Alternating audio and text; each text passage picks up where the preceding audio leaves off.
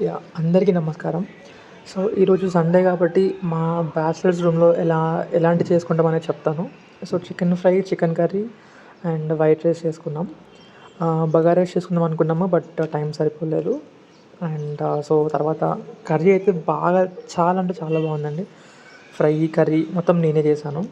మా రూమ్‌లో 4 మెంబర్స్ ఉంటాము. బట్ కర్రీస్ మాత్రం నాతోనే చేపిస్తాడు. కొంచెం మంచిగా ఉంటాయని చెప్పేసి.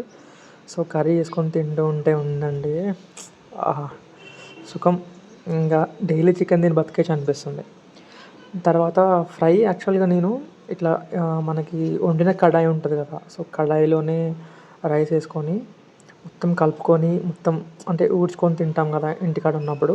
సో, నాకది చాలా ఇష్టం. అంటే ఇలాంటి ఫ్రైస్ ఏమన్నా ఉంటే చాలా బావుంటది టేస్ట్.